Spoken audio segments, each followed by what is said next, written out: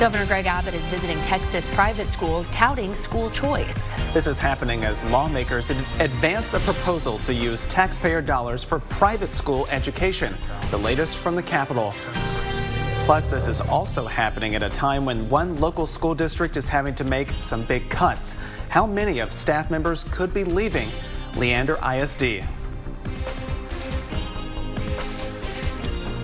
We are looking at temperatures warming to above normal again today, tomorrow, and even over the weekend. We'll share the numbers in First Warning Weather.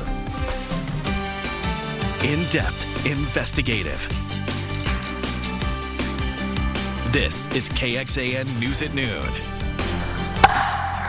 The bill is passed.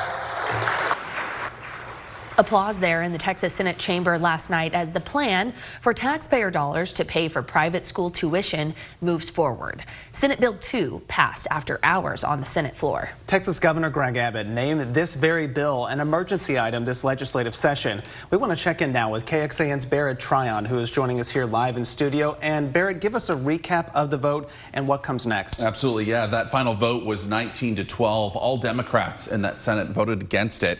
Now, under Senate Bill 2, families could receive $10,000 a year per student for tuition at an accredited private school. Children with disabilities would get $11,500. Homeschoolers would get $2,000 per student. And homeschooled children with disabilities could receive $2,500 a year for therapy. Now, as we mentioned, this is all taxpayer dollars. And Senate Democrats raised concerns before that vote last night, including whether that program will segregate the state's education system and whether the bill helps low-income families. Everybody won't be able to go to a private school, y'all. Please understand, the public school will close and the communities will fail. Senator Brandon Creighton, the author of that bill, was unwavering last night on the Senate floor that this bill will not hurt public schools. This bill does not jeopardize public schools. In fact, the data shows that public schools have gotten better in other states that have expanded school choice. All right, that bill now goes on to the House, where previous efforts have failed. Lawmakers say there is enough support, though, this legislative session. Okay, let's talk dollars. How much will this cost if it ultimately passes? A lot of money, if you can imagine. Both that Senate and House have proposed setting aside $1 billion in the next 2 years for these education savings accounts. That's what they're known as. That's up, by the way, about $500 million from what lawmakers proposed 2 years ago. But of course, that number could always change as the session goes on. Barrett, thanks again for following this. We appreciate it. Absolutely. We know school choice is, of course, a top priority for Texas Governor Greg Abbott, as Will mentioned, and Barrett as well. Tonight, he'll be talking about it with families at a private school in South Texas for what's being called a parent empowerment night. According to his office, he'll be joined by local leaders and other advocates from Harvest Christian School there in South Texas. This comes just a day after a similar event at an Athens private school in East Texas.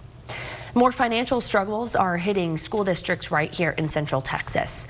The Leander Independent School District says it is going to be cutting teacher positions in an effort to get ahead of a multi-million-dollar deficit. Last night, our evening team broke that news and spoke with Leander's superintendent. He says that teacher jobs will not be the only ones cut. Superintendent Bruce Gearing says the district is facing a $34 million deficit next school year. He says slow growth is leading to a lower projected enrollment, and that leads to less revenue. Because of that, he says his district is reducing its central office staff by 6% and 5.8% at the campus level this next school year. He estimates those cuts will include about 68 teaching positions. Gearing says the cuts will free up $16 million of revenue for the district, but he says they're disappointing. He and other school district leaders blame the struggles on the state, and they're calling on lawmakers to increase funding, but that has not been done for several years. We haven't had any increase in funding from the state, as you know, in public schools since 2019. In that time in Leander ISD, for both the school district and our families, we've seen an inflation of somewhere around 22%. We did ask if administrative salaries will be affected by these cuts, but we're told we will need to request those records. School funding has been, of course, a hot political button issue for local districts and state lawmakers. You can hear more of their reaction to these cuts in this article on KXAN.com, plus a deep dive into the legislature's latest move to try and use taxpayer dollars for private school tuition. That's coming up in about 30 minutes. First warning weather with meteorologist Rich Siegel. We are seeing some sunshine in some of the hill country, but in Austin it is still an overcast sky. The Camp Mabry observation showing a south wind at 8, and right now we are at 72 degrees with temperatures warming into the upper 70s to low 80s later on today. Low to mid 70s for most of the hill country, a few upper 60s still sprinkled in. Warmest temperature right now, 77 in our hill country viewing area. That at Llano, we are in the upper 70s from Milam County down into Fayette County.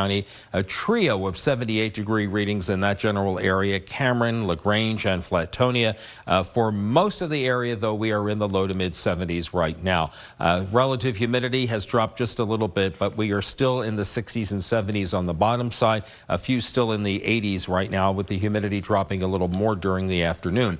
We continue with a mostly south to occasionally southwest wind speeds at around 8 to 15 miles per hour. Again, we're getting these early afternoon gusts like we did yesterday. This may not be a bad day if you're not working today to maybe head on out to the lake, because we do see the sun coming through early afternoon there before it ever reaches I-35. So 1 o'clock, temperatures in the 70s right now, warming into the low 80s between 3 and 4 o'clock. 9 o'clock readings will be in the lower 70s, as they will be at 10 o'clock and for those sunset cruises. And then, of course, we'll all drop into the 60s tomorrow morning. Still ahead here from the First Warning Weather Center, clouds to sun not only today, but again through the weekend. We may have on one of our days coming up our first 90-degree high of the year. And we will talk about today's drought monitor, see where anything may have changed between last week and this week. Avery? Rich, thank you. After lawmakers and world leaders rebuked the proposal, the White House is now walking back President Trump's proposal for the U.S. to take over the Gaza Strip. The Trump administration's plans are also under fire to cut federal aid and the government's workforce. Across the country, Americans took to the streets to protest what's happening at the White House. NBC's Alice Barr is in Washington with the latest. Fighting back against. From the Senate floor, we need to be furious. We need to be alarmed. To the streets. Protest to President Trump's policies is growing louder. And now, in response to a lawsuit over federal privacy laws, the administration is agreeing to some guardrails on Elon Musk's power, temporarily blocking staffers with his cost-cutting Department of Government Efficiency from accessing Treasury payment systems. Musk's team is working to shrink the federal workforce, offering widespread buyouts. The National Security Agency, the latest joining the list overnight.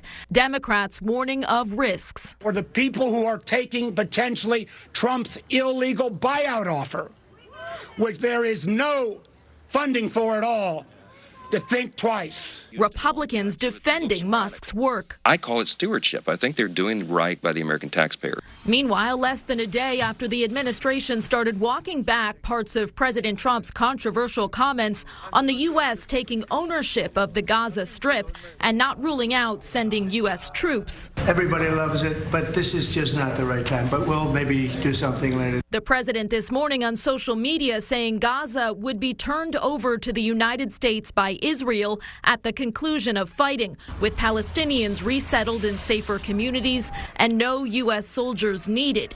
Arab countries the president wants to take in displaced Palestinians, and lawmakers in both parties pushed back on his proposed redevelopment of the war-ravaged territory. The White House clarified the U.S. would not pay to redevelop Gaza. NBC's Alice Barr reporting.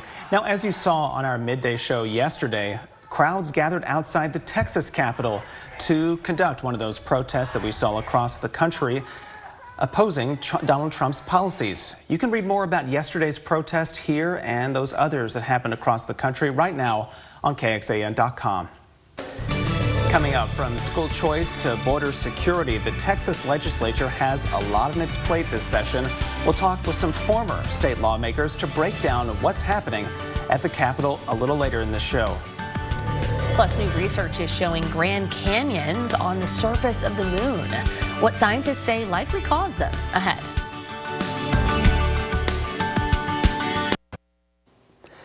New research is showing that an asteroid slammed into the moon billions of years ago, carving out a pair of Grand Canyons on the lunar far side.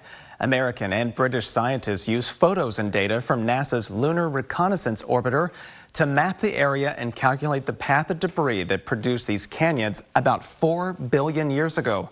The asteroid passed over the lunar South Pole before hitting it, creating a huge basin and sending streams of boulders hurtling at a speed of nearly 1 mile per second. From a scientific point of view, how they're formed is fascinating. We can actually calculate the path of debris that produced these canyons. And in this case, we're talking about streams of rock, not streams of water. And these streams of rock carve these canyons in about 10 minutes. Wow. Well, researcher David Kring, whom you just heard there, estimates the asteroid was 15 miles across. First warning weather with meteorologist Rich Siegel. All right, it is now 12:15 here on a Thursday afternoon. A live look from Llano. Our tower cam there. Look at the blue sky that we're seeing. A lot of sunshine there right now, and that allowed for temperatures to warm there at this hour to the upper 70s, 77 in Llano right now.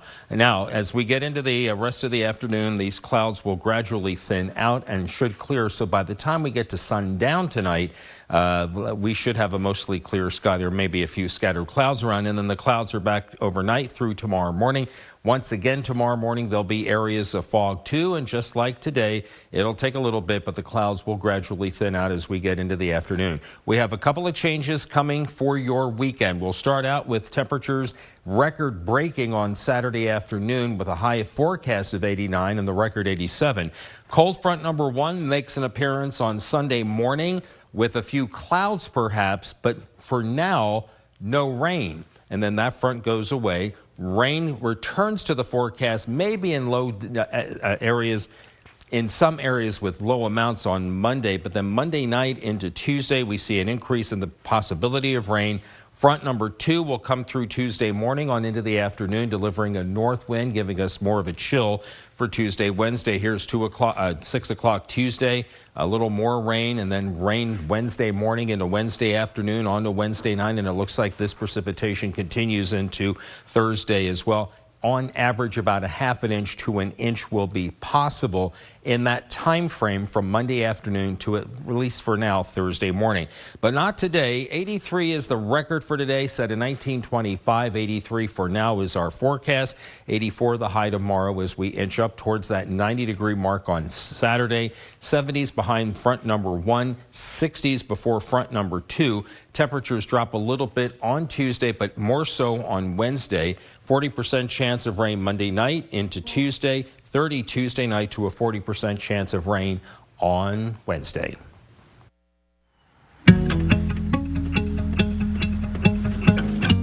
you understand that it's part of the process of us getting our son help to be able to tell a mental health provider this is exactly what happened because we saw it with our own eye? After an Austin ISD teacher was accused of and later charged with unlawfully restraining that woman's son, she wanted to see the video of the alleged incident, but says she was denied. We discovered the denial policy exists at many Central Texas school districts. It uses a discretionary legal exception that education attorneys question. A parent's right to know. A KXAN investigation up next.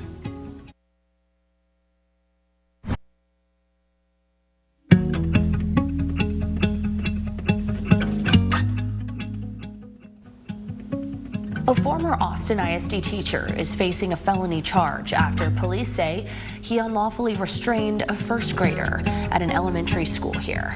KXAN investigator Kelly Wiley found the school district is using a legal exception to keep the boy's parents from viewing that video that caught this alleged incident. And records show Austin ISD is not the only district using state statute to keep parents in the dark.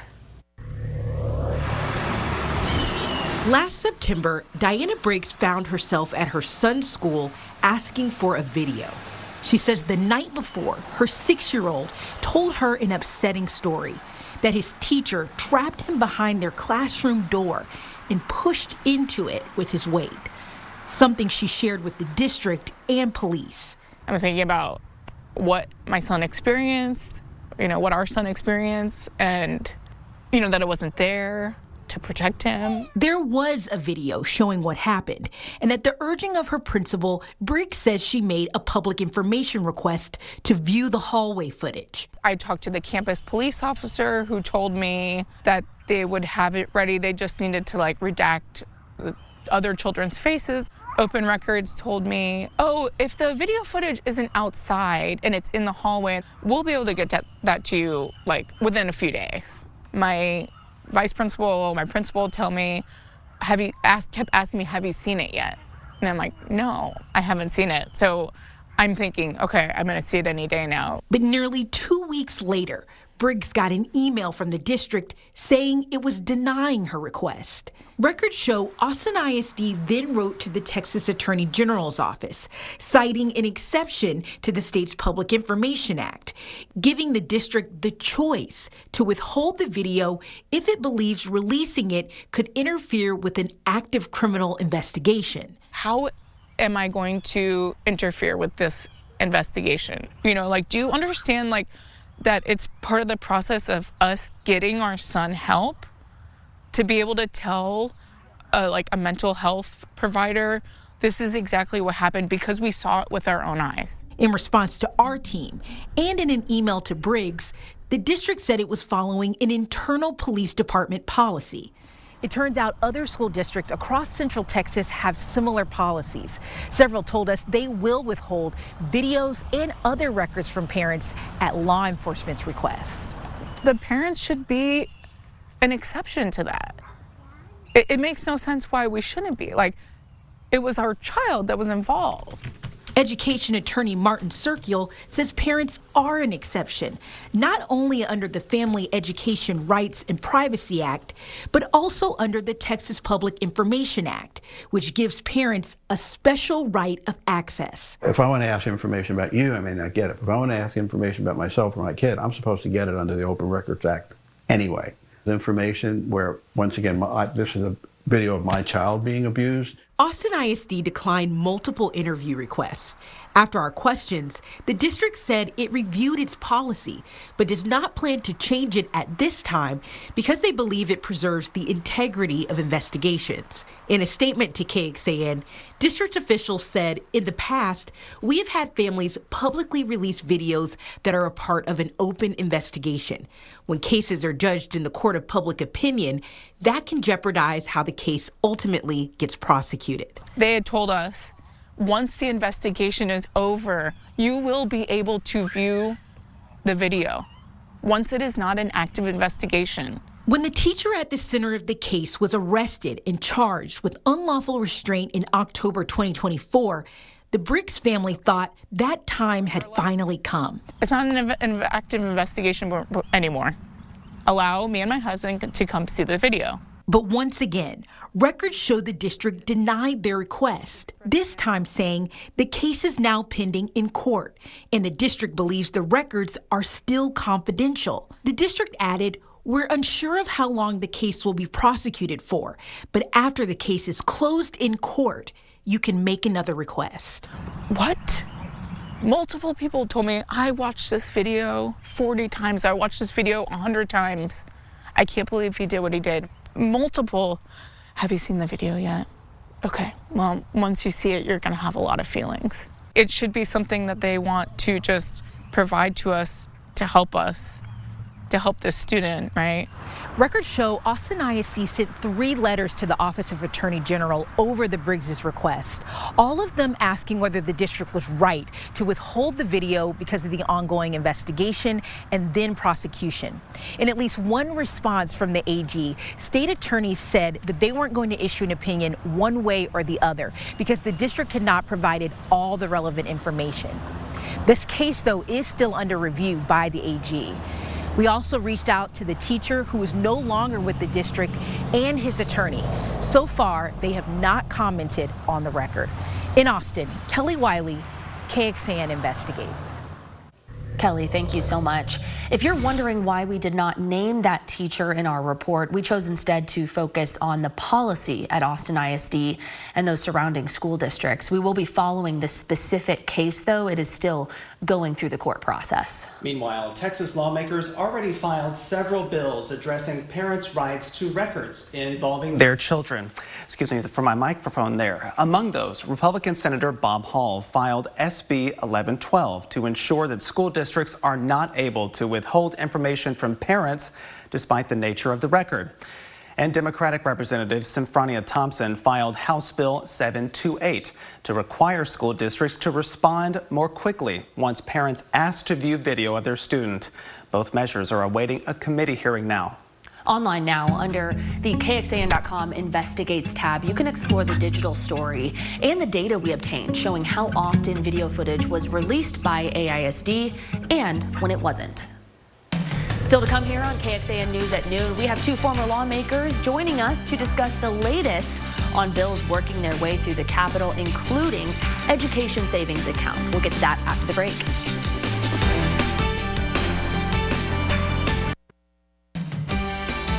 In-depth, investigative. This is KXAN News at noon. A bill that would let Texas families use taxpayer dollars for private schools swiftly sailed through the Senate. Senate Bill 2 passed along a party line vote on Wednesday. It aims to create what you've probably heard discussed as education savings accounts. The legislation will now head to the House.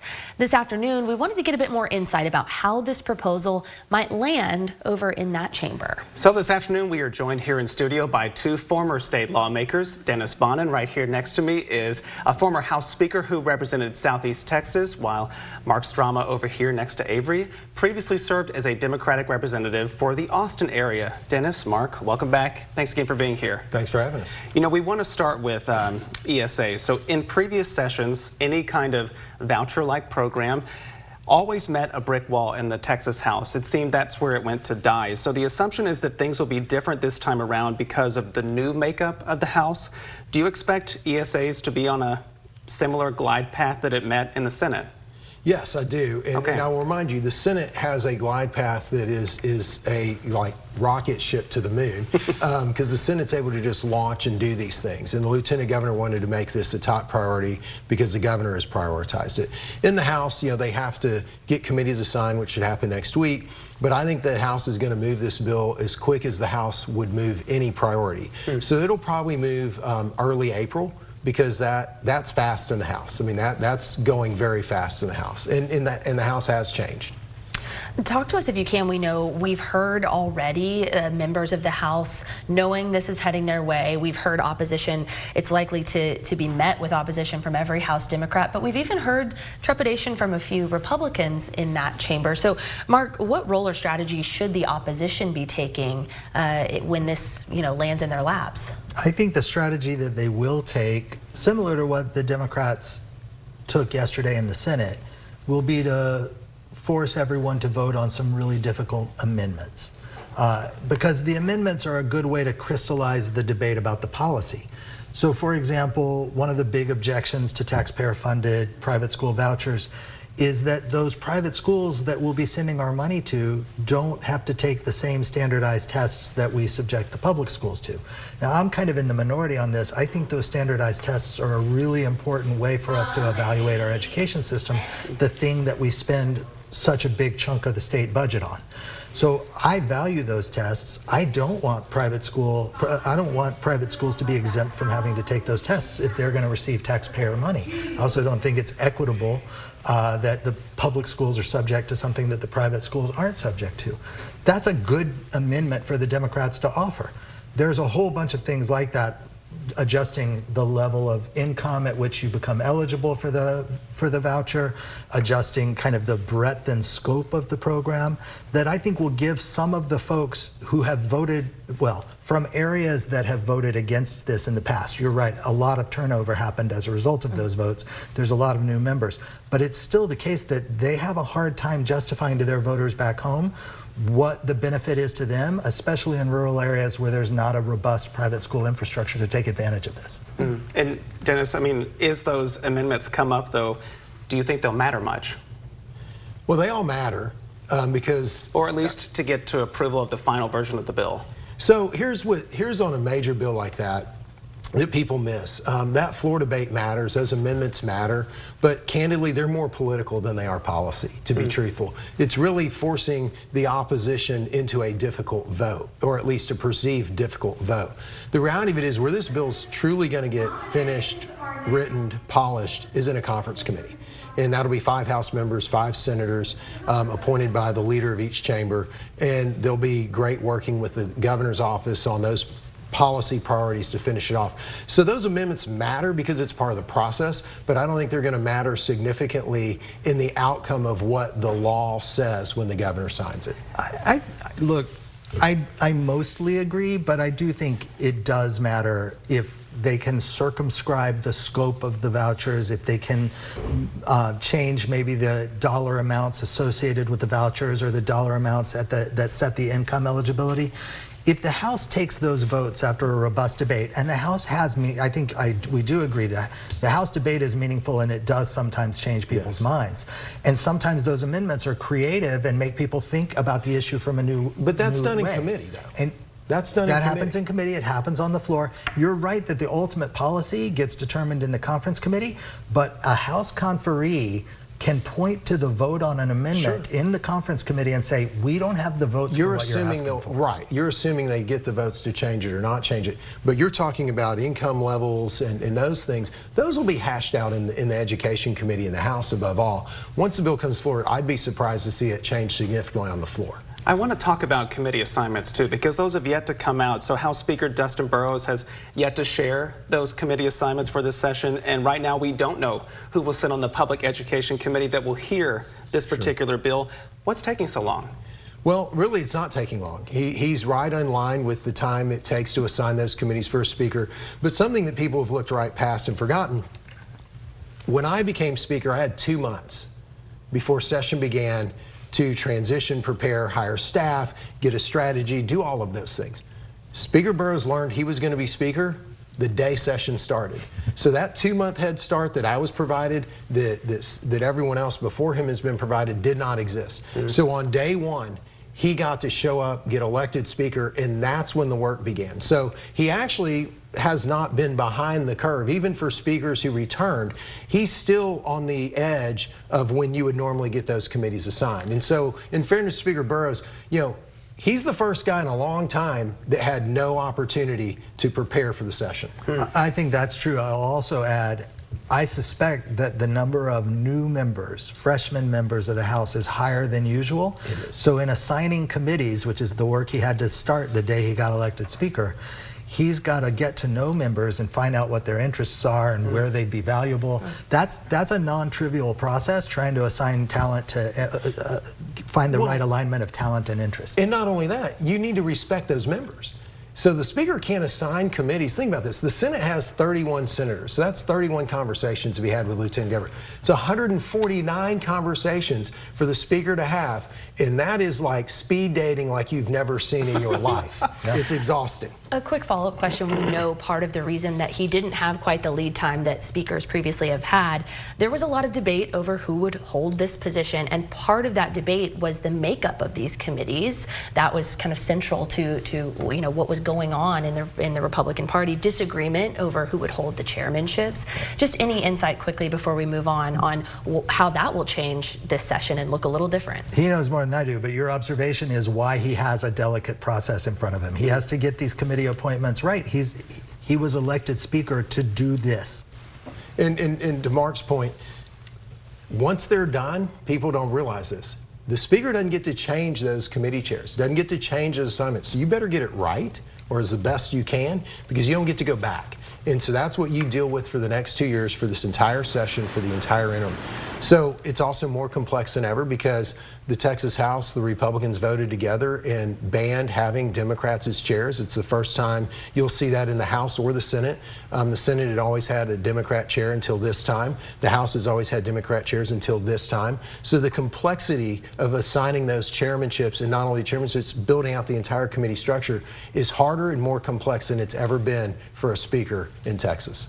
Well, we want to thank both you, Dennis, and you, Mark, for joining us here for more analysis. I want to let you all know and remind you that these two will be joining us every single Thursday throughout the session and perhaps beyond. We'll keep our fingers crossed for that to provide us analysis to what's happening at the Capitol. So join us again here next week. Thank you both again. We appreciate it. Thank you. All right, well, thank you very much. What goes up will come down. We'll talk all about this temperature change that we have in just a few minutes. Rich, thank you so much. Still to come, we're going to tell you about how a collaboration out on the roads is turning Austin into the central hub for driverless technology. Plus, how Valentine's Day shopping is set to begin. Many of us already thinking about all that. You're seeing those roses at the store. How much consumers are expected to spend on some of those gifts coming up.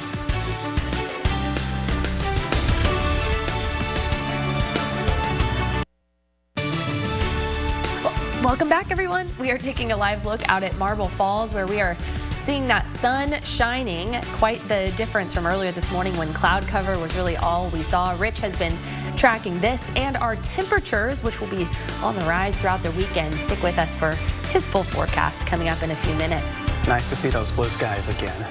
All right, well, earlier today, you might have seen some smoke billowing from behind a building off Mopac.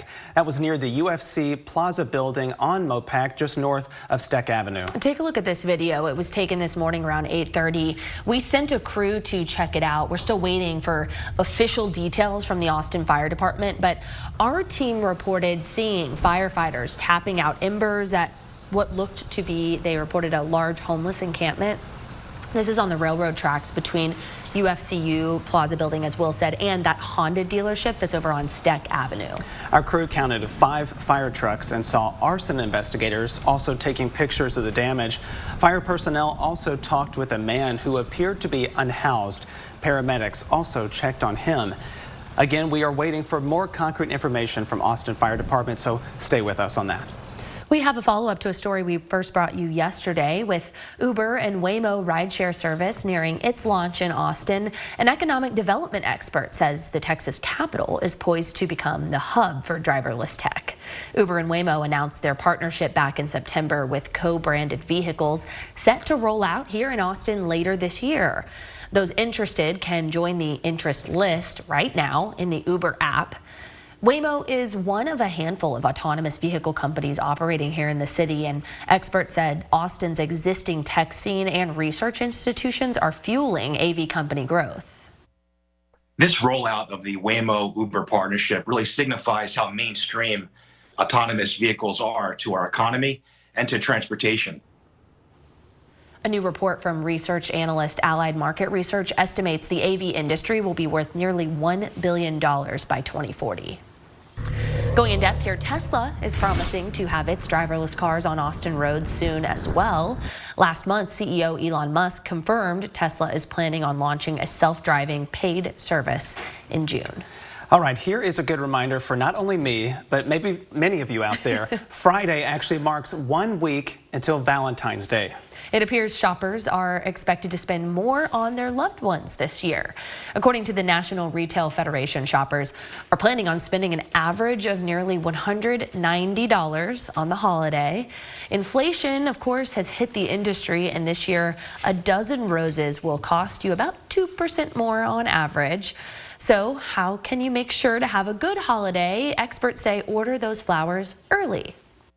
Everybody wants it delivered by noon because they want the call from their loved one before they go to lunch. Otherwise, they're nervous it's not going to happen. So, we normally encourage everybody to try to go the day before. That way, there's no pressure. Your loved one knows that you thought about them. They got there the day before. You know, my mom used to manage a flower and gift store, and Valentine's Day, Mother's Day equally were some of the most stressful days of all, and she would echo that sentiment. Call early, put in your order early. Don't do it that day. Please don't. Oh my gosh. Just for the sake of all those people who work there, because it's a very tough job. Valentine's Day is like the Super Bowl for them. Beyond, yeah. It was a very early day, and then they would wrap up pretty late too. Ooh. So yeah, I feel for all of them. Last-minute Valentine shoppers, the same people who shop at the last minute on Christmas. The Venn diagram of that overlaps, I think. And I'm square in the middle with my hand raised, embarrassed. Me too, usually, yeah. Let us go back out to Marble Falls, because I wanted to point out to you on our Highland Furniture River City Grow camera that we've seen the clearing now advance into the eastern portion of the hill country, so I am no longer stressing about where our highs will land today. I think we are pretty good looking at upper 70s to low 80s. There may be in some of the western and northwestern hill country communities a few upper 70s, mid and upper 70s, as a result of all the plentiful sunshine that they're seeing right now. Today's forecast 83, the record 83 that was set in 1925. We may even break it before the afternoon is over. And there's that clearing that continues into the late afternoon. Sun goes down at about 12 minutes after 6 o'clock. Early evening clear sky will be followed by increasing clouds late tonight through the overnight. And then there we go with the clearing again for Friday afternoon. And you know what? This continues on to Saturday as well. There we see Saturday with a dry forecast. Front number 1 comes through Sunday morning, and for now, it comes through dry. If there were to be any rain, it would be maybe a little bit of drizzle east of I-35, but for now, we're going to keep it dry and keep it dry Sunday night into Monday morning. And then Monday afternoon, an isolated shower or two. Better chance of rain Monday night into Tuesday morning. Here's 9 p.m. Front number 2 has more of a north wind behind it.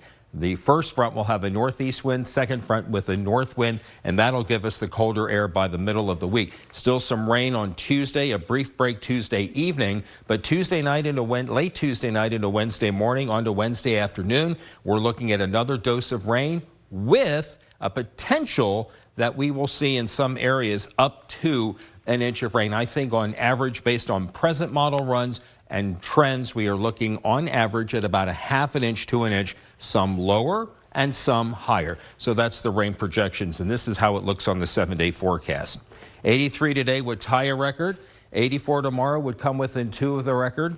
89 on Saturday beats the record by 2. Front number 1 drops us into the 70s. It's not that cold behind front number 1. That'll still be above normal. And then we are in the 60s on Monday and Tuesday, dropping into the 50s on Wednesday. Wednesday morning for now will be our coldest morning with low to mid 40s, and the rain chances 40%. Monday night, Tuesday, and again on Wednesday. Thanks, Rich. Coming up, Harvard University has named this year's Woman of the Year. We'll tell you more about this award and, of course, the face behind it who won this year. And these snacks may look appetizing, but they appear to be bugged. What we mean by that, coming up after this. And here's a look at what's coming up tonight on KXAN. First at 7, it's the hunting party, followed by Law & Order SVU at 8, and Law & Order at 9. You can join us back here as well for KXAN News at 10.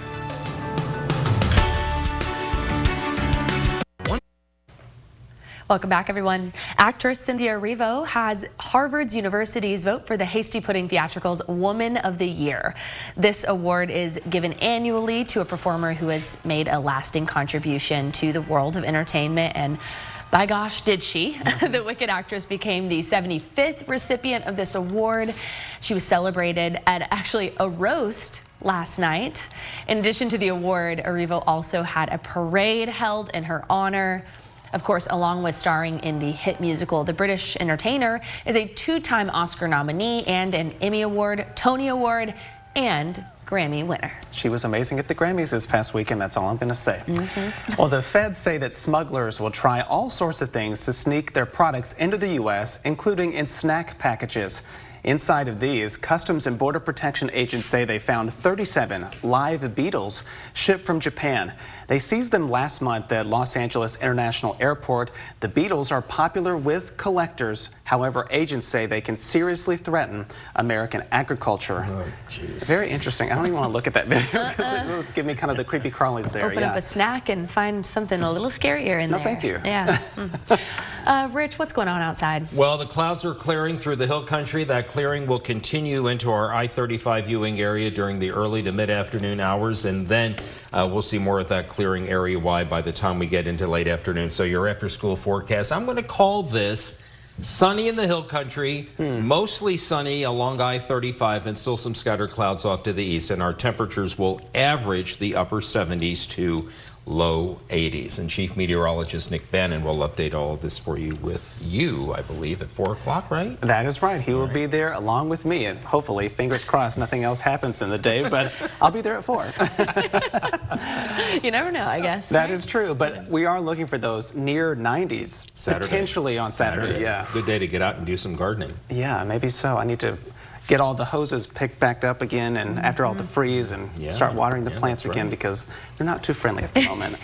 But we want to say thank you all for watching here this afternoon. We will see you back here in about half an hour. Enjoy the rest of your afternoon. Take care.